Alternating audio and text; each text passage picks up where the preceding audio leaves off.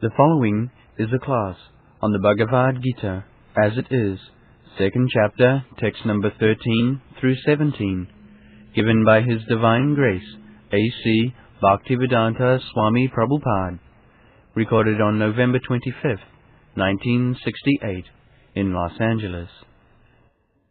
Soul continually passes in this body from boyhood to youth and then to old age. Similarly, the soul also passes into another body at death. The self-realized soul is not bewildered by such a change. Purport.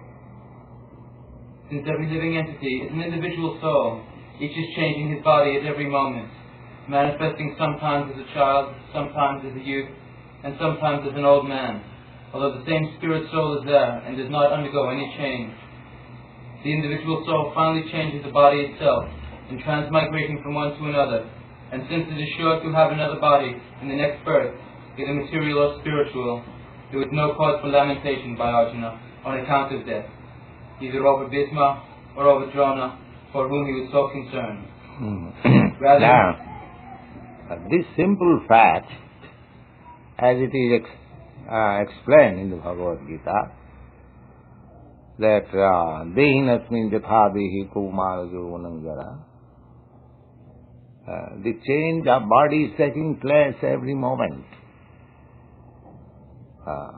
Every moment. That's the child. The child, if there is some measuring instrument, if you measure this child today, tomorrow you'll find the child has grown or changed the body. That is a medical science also. The body is changing.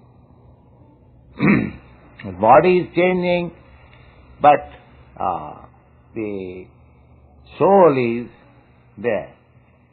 Just like I had my childhood body, boyhood body, and now I am in a different body, but I remember all the activities of my childhood. Therefore I am permanent. And body is changing. This simple truth, what is the difficulty for the people to understand? The simple truth. The body is changing, but I am not changing, I am eternal. Therefore I am not this body. I am not changing. This simple truth, the first instruction of Bhagavad Gita, Krishna has begun instructing Arjuna after Arjuna has accepted his discipleship. The first instruction is this, that you are lamenting on the body of your grandfather and teacher regarding fighting, but your grandfather or the soul, which is already explained, that you as soul, I am as the Supreme Soul, are all these kings and soldiers have assembled.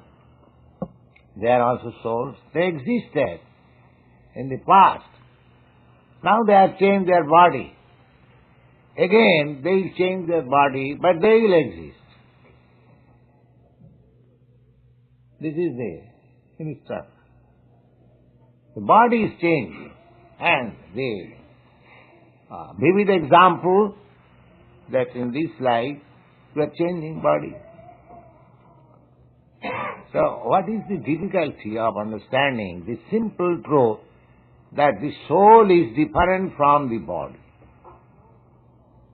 And so far, eternity of the soul, that is also there is proof, because in childhood I was present, in boyhood I was present, in youthhood I was present, and in this old age I am still present.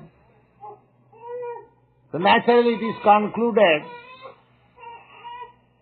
that when I change this body, I exist. When I change this body will be changed. Tatha dehantarang prapti.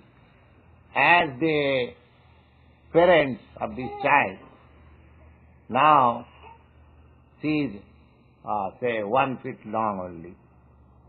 when this child will grow 5 feet long, the father and mother, will they cry, "Oh, my child, where is my child, that 1 feet long?" He knows. The parents know that my child is there. They change the body. This is a fact. Similarly, you are lamenting on the body of your grandfather and teacher. Even they change their body, what is the cause of lamentation? They will exist. This is the beginning of instruction of Bhagavad Gita, or spiritual instruction. Unless one understands this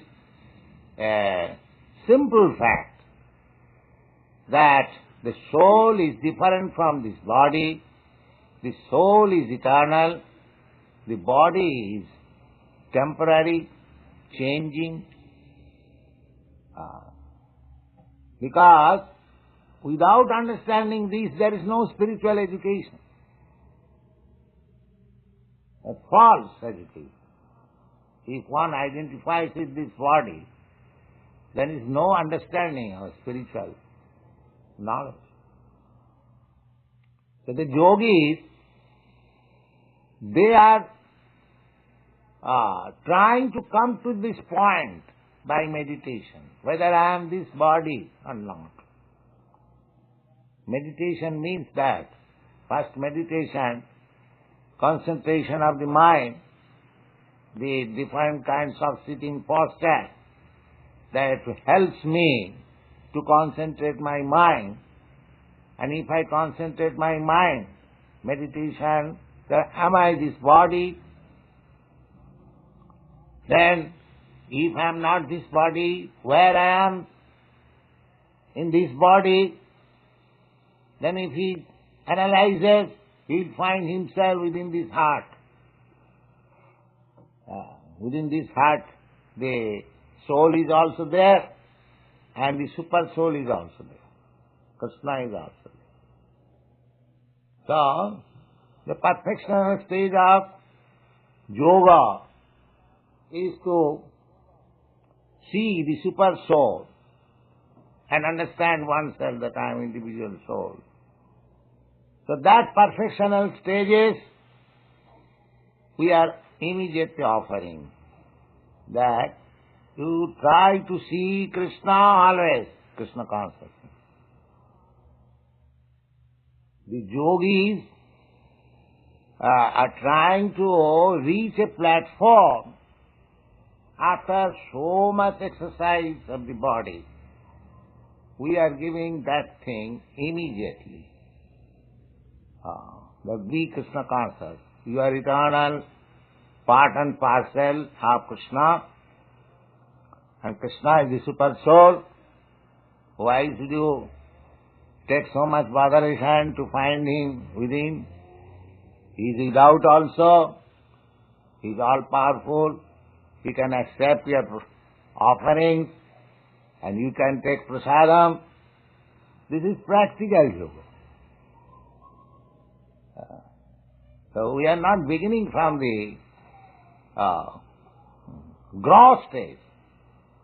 The Bhagavad Gita, although it is ABCD of spiritual instruction, it begins from that stage, which stage the Jnanis, the philosophers and the yogis are trying to reach. But we have no time. In this age, by yoga practice, to come to this stage that I am not this body. Ask any student who are practicing yoga, so-called meditation, they are inclined to this body. They are trying to exercise this body, and they think this is the final. No. The simple truth, very simple truth, Krishna as the supreme authority presenting very simply, Dehinasmin jatavehi somara yoganam. as in this body there are different changes. Similarly, the ultimate change is called death. But the spirit soul, as he is existing within this body in spite of all changes, similarly, the spirit soul will continue to exist even after the final change of this body. It's simple truth. Try to understand this. This is the basic principle of further progress. If one does not understand this point of view, there is no progress. This is ABC. That I am not this body.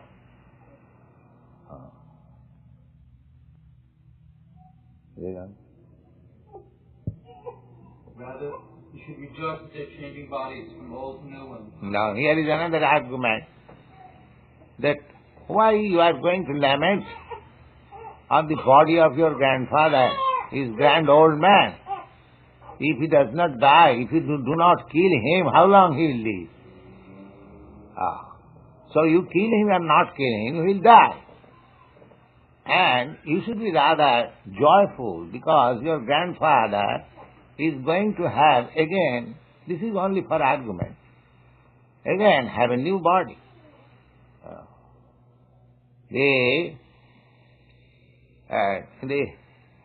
When Chaitanya Mahaprabhu met Chand Kaji, I think I have explained this story many times.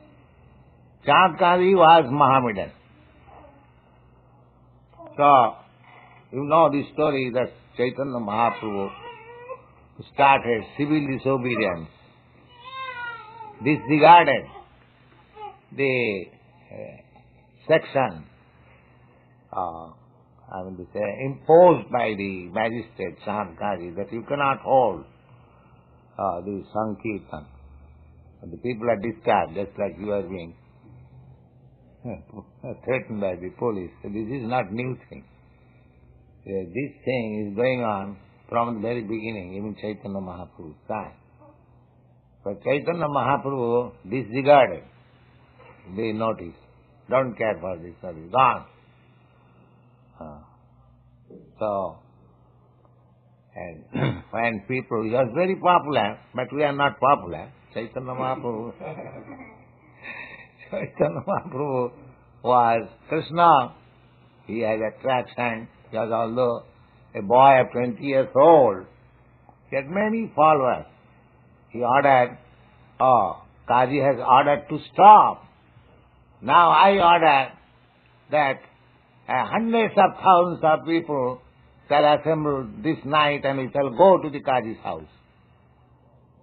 This is civil disobedience. So people agreed.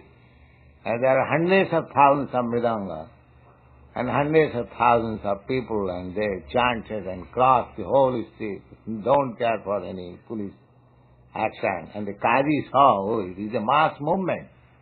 You are afraid. You see? When any movement is taken by the people, then the government becomes afraid. Just like the marijuana movement. Now there is no more legal action. The government cannot do because all people are taking to marijuana. You see? What is the marijuana or marijuana? Marijuana. So you make this marijuana taken by all people, then police will be after. You see? They will not dare to stop you. So when there was talk with Kaji was learned man. So first of all, Chaitanya Mahaprabhu challenged my dear uncle. He established the relation to pacify Chaitanya. My Nimai, he called just like a boy. He was a boy. And Nimai, your grandfather, Nilamba Chakravarti, I call him Chacha. Chacha means uncle. The Muslims, they call, in India, this British have created a feelings between Hindus and Muslims, but otherwise, the Hindus and Muslims are living since 8 centuries. So, in the village, they live peacefully, and the Hindus call the Muslim Chacha, and the Muslim call, and the Hindus call the Muslim. In this way, they make some friendly relationship. There was no ill feeling. Even they will invite, the Hindus will invite. In our side we have seen, in marriage ceremony or in some religious ceremony also, some Muslim friends are invited and they are received. Similarly, Muslims also invite some Hindus. They will make separate. My father used to be guest of a Muslim gentleman. He was his customer. So he used to make separate arrangement, my father, a Brahmin attendant and supplying all food stuff. So there is no, and he was coming to our house. So he accompanied with his servant Muslims who used to supply his food stuff. They were cooking in their own way. Of course, no meat was allowed. But they are all friendship. And while departing, he would give us some money. 4 rupees, 5 rupees in the hands of all our brothers and sisters, and offer respect to my mother as auntie. These feelings were there. This ill feeling was created by the Britishers. That when they saw the Gandhi is improving the Hindu-Muslim situation, they created what is called a split. Anyway, that is political. So, this Chandkaji informed Chaitanya Mahaprabhu, Nimai, I call your grandfather, your mother's father, as my Chacha, as my uncle. So, in that way, your mother is my sister, according to our village relationship, and you are my nephew. So, how is that a nephew is so much angry upon his uncle? Is it not good? So, Chaitanya Mahaprabhu could understand that he has come down. He has now become uncle. So, he said, yes, my dear uncle, I know that. It is not my duty to be angry with you. But how is that? I am your nephew, I have come to your home, and you went upstairs, you did not receive me. So anyway, what is done is done. Forget. So then they sat down and talked. The first challenge was Chaitanya Mahaprabhu, that, my dear uncle, what is your this religion that you are eating father and mother? That was his first challenge. The Kaji said, what is that? What do you mean by that? No, you are eating a bull and cows. Cow is your mother. You are drinking milk, therefore she is your mother. And the bull is helping you, producing your food, maintaining. As the father maintains you, and mother gives you milk, and do you think it is good to kill them? Wow. So, Kaji, you are also learning. Oh, your Vedic scripture, also there is cow sacrifice. Chaitanya Mahaprabhu immediately said, no, that is not killing. That was giving a new body to show the strength of the Vedic mantra. A cow was sacrificed in the fire, and by mantra, by chanting of the mantra, the cow will come out with a new body, young body. That was not killing. So similarly, here also, Krishna is giving the same argument, that you are lamenting on your grandfather. He has got old body, but if he is killed in this battle, he'll have a fresh new body. So you should be joyful. Why you are lamenting? So this argument was forwarded by Krishna that now, just like this child can hope many things. He has got immense duration of life now beginning. And what hope I have got? I am now this old body. Say 5 years or 10 years more. So, I cannot expect, hope anything more than this child. So Krishna is giving, there is no question of lamentation for your grandfather. Your grandfather is going to have a new lease of life. So why should you be sorry? So this argument is forward. But nobody will agree to this argument. Yes, gone. Such changes of body are meant for varieties of enjoyment or suffering by the living entity, according to one's own work in this life. So Bhishma and Drona, being noble souls, were surely going to have either spiritual bodies in the next life, or at least life in godly bodies. Yes. Now, so far your grandfather is concerned, Bhishma Dev, he is one of the greatest devotees.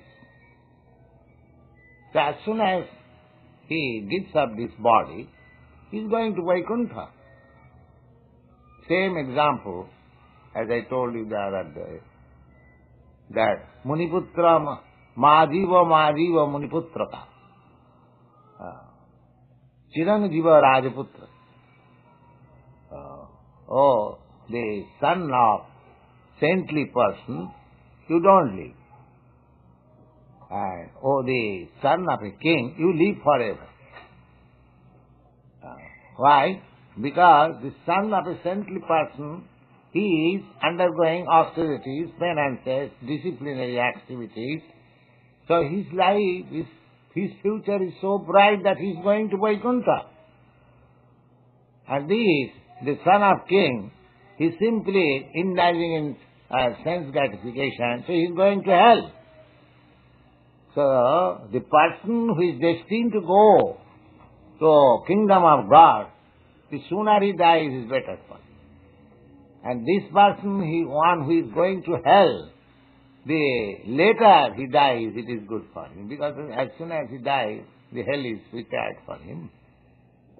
So similarly, why should you lament for your grandfather and teacher? They are so highly elevated, spiritually elevated. Death will take place so long this body is there. Now they have come to fight as a matter of duty. So there is no lamentation. This is it. Instruction Krishna is giving. Yes. In either case, there was no cause for lamentation. Any man who has perfect knowledge of the constitution of individual soul, the supersoul, and nature, both material and spiritual, is called a dhira, or a most sober man. Dhira. Dhira means is not disturbed. A person who is not disturbed by paltry causes, he is called dhira. Another example of dhira is given by poet Kalidas. He was a great poet, mundane poet. So he said that dhira is one who is not disturbed even in the presence of disturbance. When there is no disturbance, one may not be disturbed. But in the presence of disturbance, one who is not disturbed, he is called dhira. The cause of disturbance. Just like a person trained in restriction of sex life. So, when he is perfect, even there is cause of sex impetus, he will not be disturbed. That is the cause, dhira. So, he is describing that these persons are highly elevated. You are also my friend. Why you are disturbed in this way? Oh, that does not look well. Wrong. Such a man is never deluded by the change of body by the living entity. Yes, a man is crying. Oh, my father is dead, or my friend is dead, my son crying. But one who is dhira, he knows, oh, what is this there? He has changed his body. So there is no question of lamentation. So how much spiritual education is required to come to this point? Yes. O son of Kunti, the non-permanent appearance of heat and cold, happiness and distress, and their disappearance in due course, are like the appearance and disappearance of winter and summer seasons. They arise from sense perception, or sign of Bharata, and one must learn to tolerate them without being disturbed. Now the question is, yes, I understand that my grandfather is spirit soul and this body is material. Still, by nature, I will be unhappy if my grandfather is killed and my teacher is killed, I will be unhappy. So Krishna is instructing Arjuna that this kind of unhappiness, distress, is this world. You cannot avoid. These are necessary distresses. The example is giving that severe cold in the winter season, in the month of January or some month, the winter is very severe, intolerable. Sometimes somewhere it is below 30 degrees 0. But what is to be done? The people in such part of the world who live, just like in Canada, it goes sometimes 30 degrees below 0. Does it mean that they will close their offices and work and everything? No. Everything is going on as usual. One has to tolerate, that's all. In India also, India and other parts of the eastern countries, just like Arabia, Iraq, during summer time, the temperature is 135. We cannot imagine. 135. In India, we have experienced temperature, I have experienced up to 118 degrees. Not always, unusually. But 110 degrees is usual during summertime. 110 degrees. Usual temperature. So does it mean the scorching heat, you cannot get out on the street, but still one has to go to office, one has to go to work. There are some cases of heat stroke. Still nobody can stop his duty. Similarly, even if you think that by discharging your duty as a warrior, as a Kshatri, your grandfather will be killed, of course there is no cause of lamentation, he will get another new body. But even if you think, if your bodily concept is so strong, if you are sorry, so you have to, tolerate. That's one has to tolerate extreme heat and extreme cold. There is no cause of crying, oh, there is extreme heat, extreme heat. What do you do? That is nature's law. Extreme heat, everyone is cooking.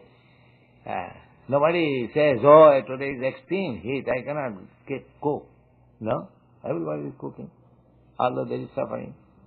Similarly, there is extreme cold, but everyone is taking bath in the Ganges.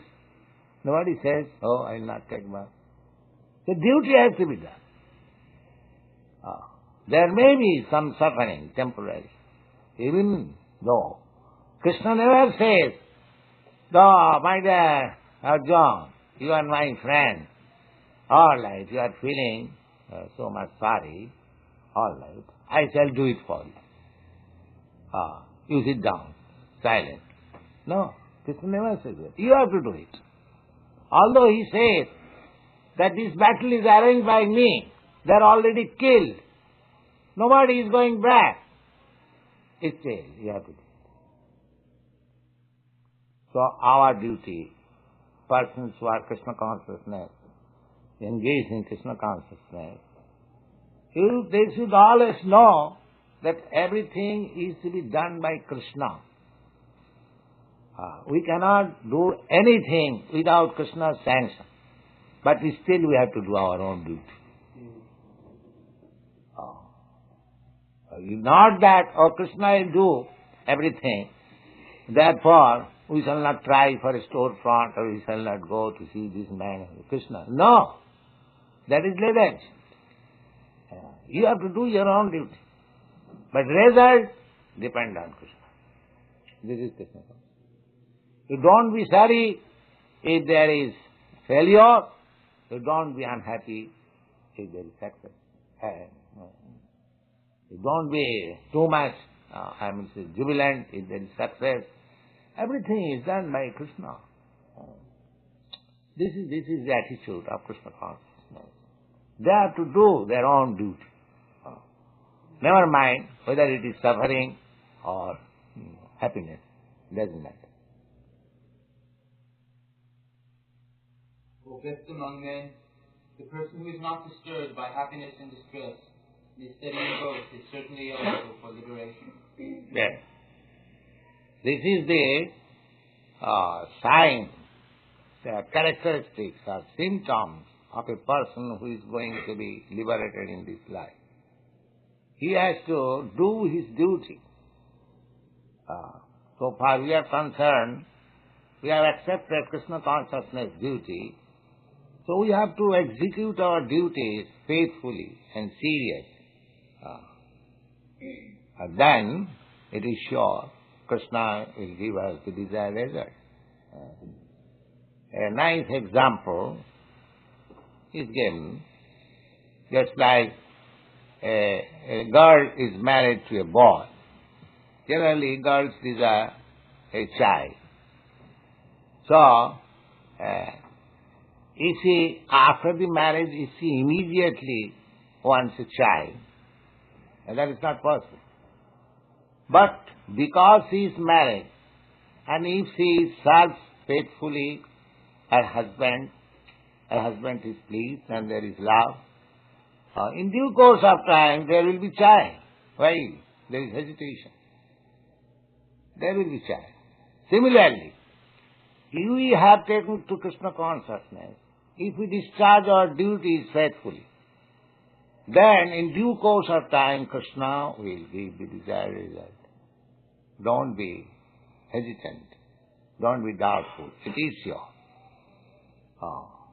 Krishna says that tattadehang punarjanma naiti mamiti kaunteya. Anyone who is in Krishna consciousness perfectly, for him, after leaving this body, he is coming to me. This is his assurance. So, we haven't got any doubt. Krishna is assured. So let us do our duty perfectly, as far as possible.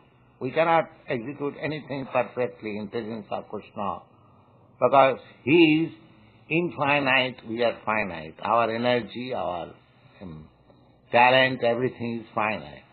But if we try our best, then bhavagrahi janardana. Krishna sees only how much sincerely I am executing the duties entrusted upon me. That's all.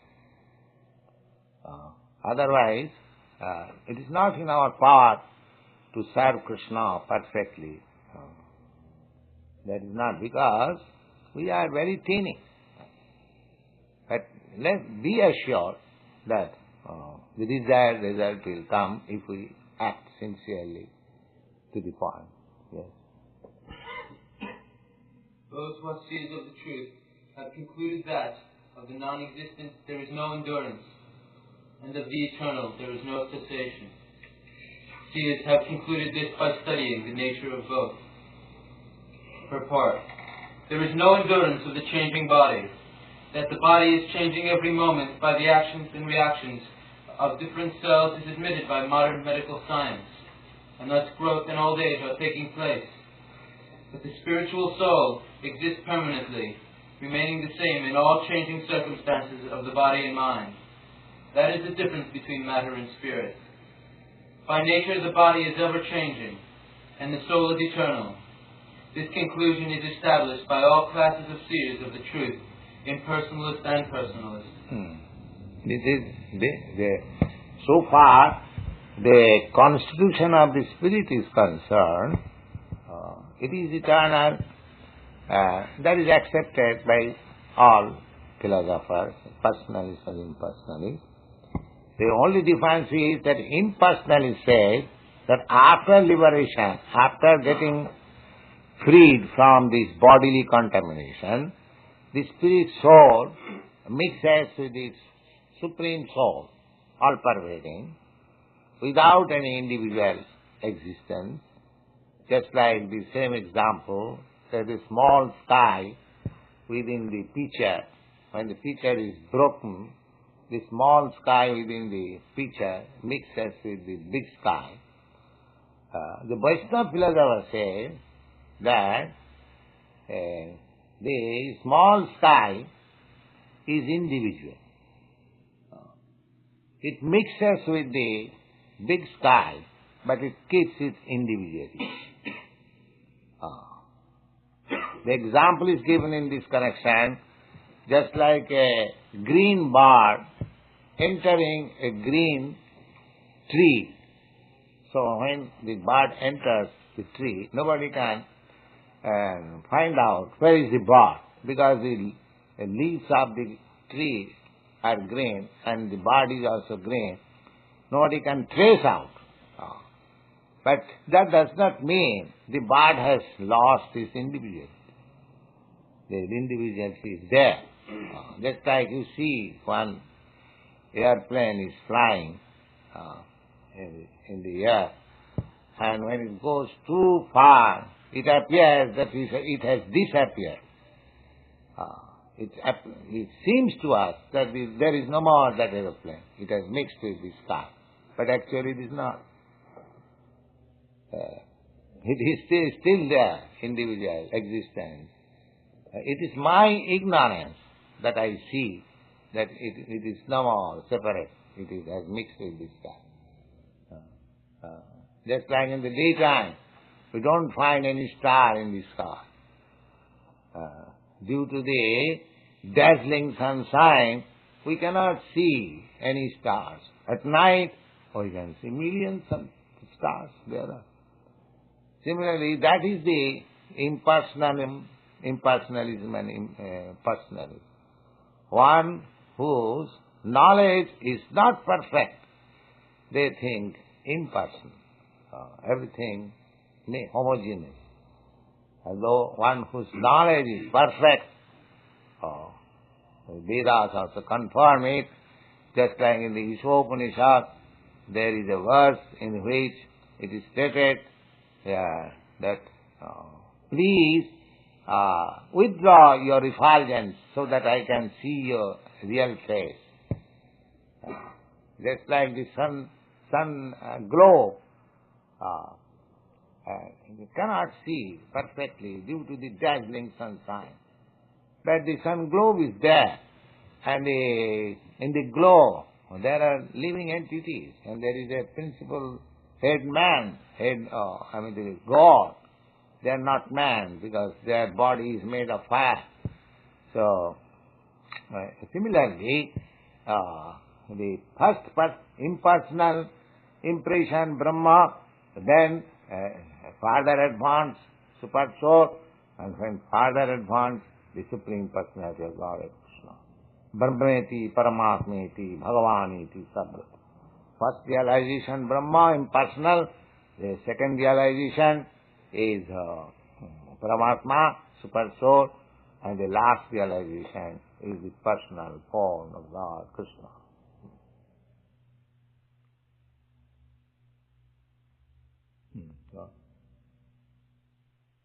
In the Vishnu Puranam, also this truth has been established.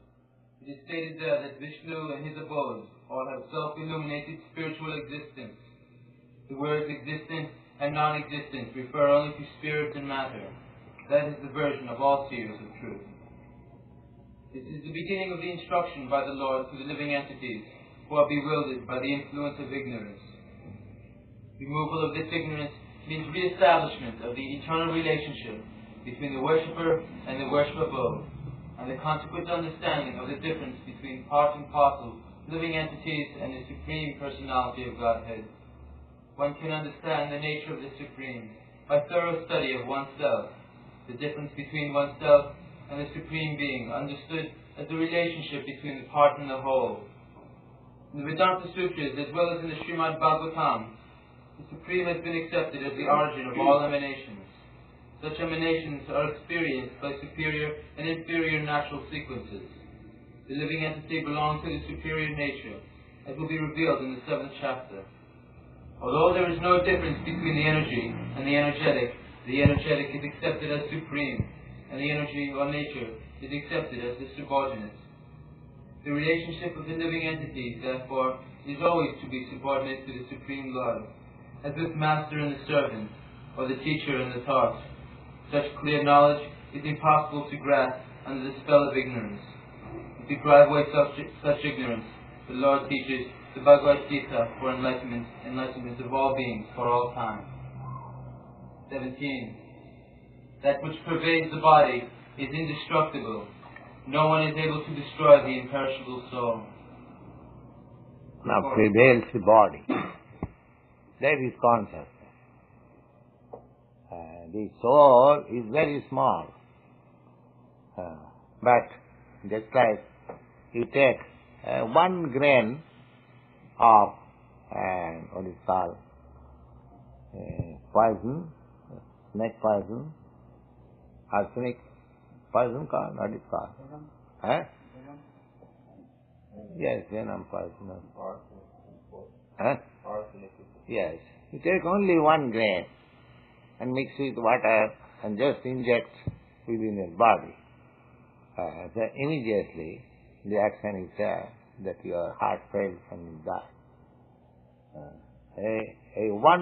A small half grain of potash cyanide you take, just touch on the tongue.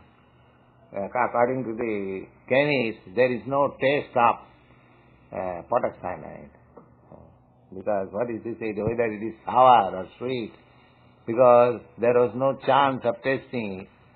As soon as the taste is, the man is finished. He cannot say what is this, sour or sweet. So, if a material thing, a small particle, has got so much power that immediately can stop the function of the body, immediately spreads all over the body.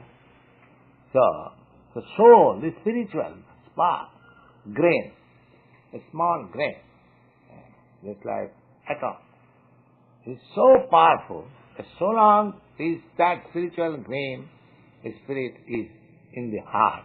This body is so nice. As soon as it is passed, immediately body begins to decompose. Immediately.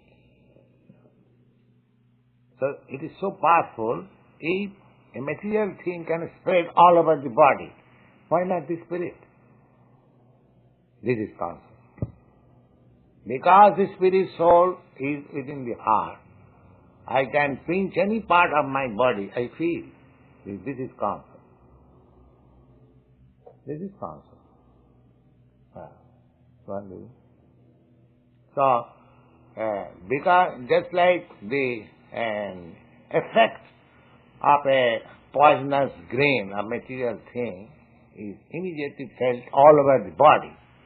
Similarly, by the consciousness which is spreading all over the body, you can understand that there is soul.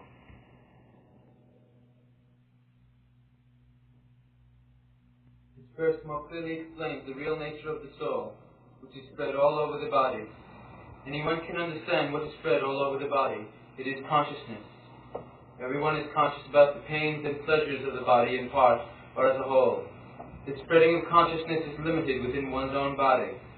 Now this consciousness, Mayavadi philosopher says, yes, I am consciousness, the same theory, this small consciousness, but as soon as I break this body, this small consciousness will mix up with the supreme consciousness. That is their theory.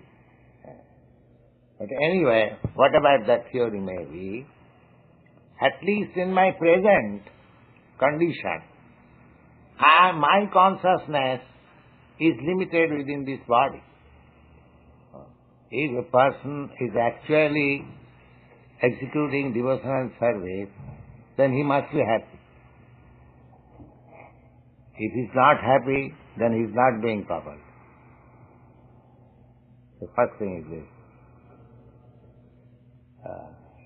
He might be doing something in the name of devotional service. If he is actually rendering devotional service, then he must be feeling, just like if you are eating actually, then you must feel strength and satisfaction of your hunger. You cannot say, I am eating, but I am not satisfied of my hunger. That is impossible. This is not possible. Then you are not eating. Or you are eating, but it is being devoured by the worms within your intestine. Sometimes it happens. If there are many worms within the intestine, you go on voraciously eating, but you don't get strength. Because the eating substance, the essence is taken by the worms. Therefore the worm treatment is there, to kill the worms. Otherwise, they will eat everything. He will feel hungry, but will not get any strength. This is the worm disease. So, if I am actually rendering devotional service and I am not getting any happiness, that means there is some Maya's play.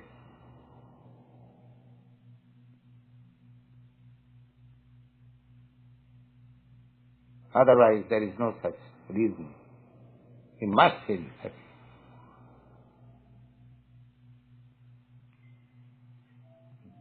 Then he has to rectify the process of his service. Not to change, but rectify the process.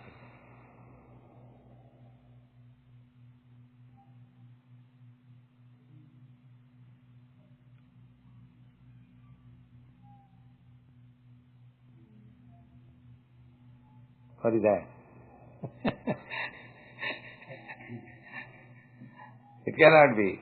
If you are actually executing devotional service, you must feel happy. If you don't feel happy, then you are not executing. There is some flaw. Yes. How far the women raise their children in Krishna consciousness? This seems to be an indirect service for Krishna.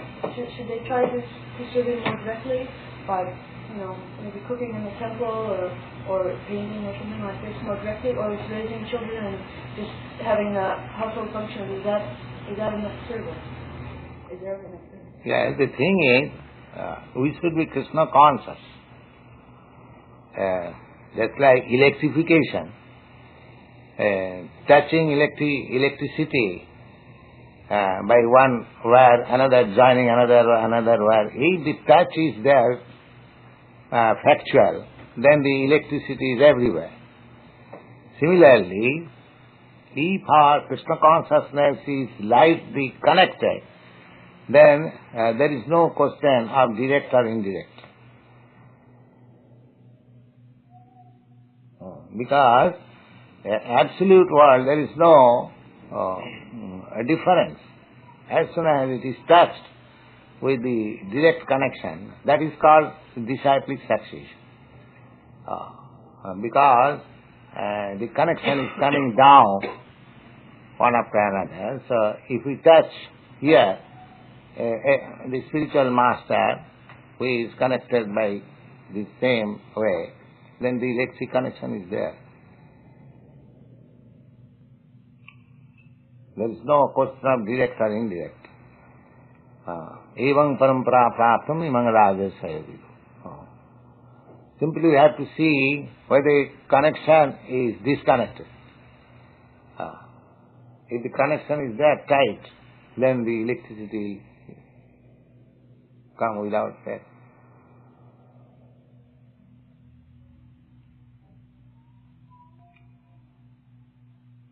So in our conditioned state, there will be so many doubts, so many implications, but the same thing as I gave you example, that don't be very much hasty to receive the result immediately. Simply we have to follow. We have to follow tat karma pravartana. This is advised by Rupa Goswami. 6 things we have to take particular care, and 6 things we have to avoid in order to be perfect in Krishna consciousness. So, Utsaha Dvaijyat Nishchayat. The first principle is one must be very enthusiastic. He must believe that Krishna has said that Nami Bhakta Pranassati. My devotee will never be vanquished. So, let me become Krishna's devotee, sincere. I must become Krishna's devotee, sincere. This is called enthusiasm. Then, Dhaijya. I have become Krishna's devotee, but still I am not feeling happy. How is that? So therefore you have to become patient. The enthusiasm must be there, you must be patient also. And Nishchaya. Nishchayat means you must be confident. Krishna has said that his devotee will never be vanquished, so surely I shall not be vanquished, even though I don't feel now. Let me do my duty. Utsaha, Dhajya, Nishya, tat karma pravartanat. But you have to do your duties as they are prescribed. Sato vritte, there should be no duplicity. Sato vritte means plain dealing, straight dealing. Sato vritte and sadhu sangha, and in the company of devotees. So one must be enthusiastic, one must be patient, one must be confident, one must execute the duties, one must associate with devotees, and one must be very honest in dealing. 6 things. If these 6 things are there, sure success. Similarly, there are 6 things which should be avoided. What are those? Utyahara prayasasya prajalpa niyamagraha lulam janasangasya sarabhi bhakti pranasati. Utyahara, too much eating or too much keeping bank balance or money, or collecting more than the necessities.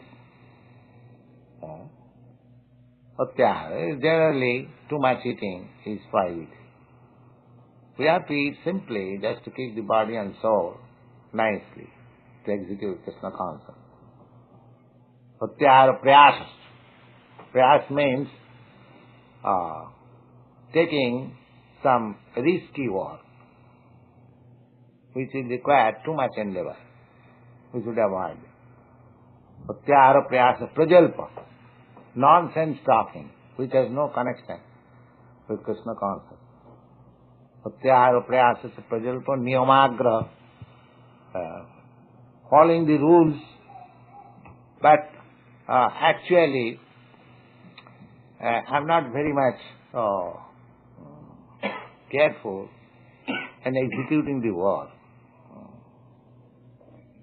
So, niyamagraha means not to accept the rules and regulation, and another meaning is to simply to accept the rules and regulation without good effect.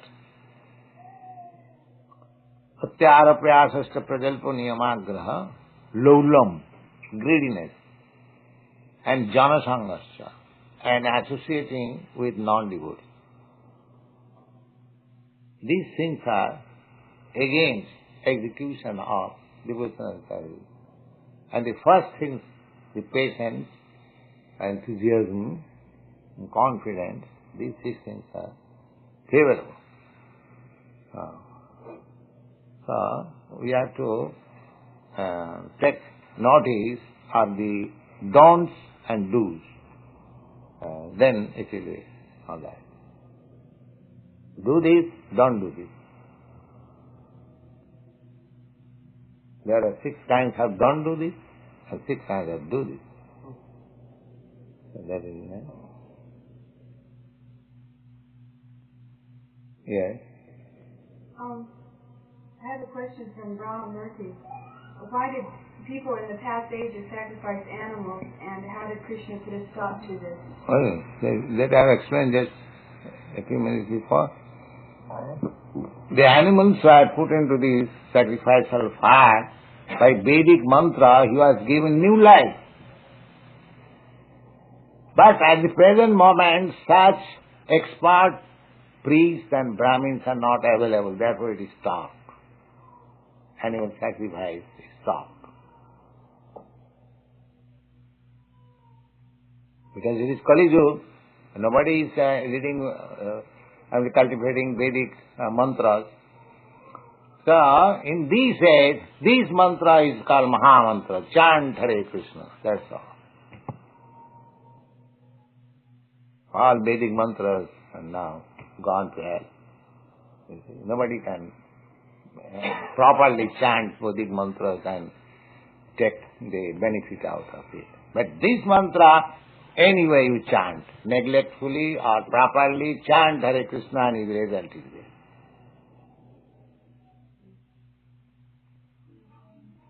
Therefore Chaitanya Mahaprabhu said, Naseva, Naseva, Naseva Gatirannatha. There is no other alternative, no other alternative, no other alternative. Hello, in this age. So, the Vedic mantra is now gone. This is also Vedic mantra, but this is Vedic Maha Mantra, the greatest of all mantras. Yeah. So sacrifice everything and chant this mantra and go to Krishna, back to God. That's all.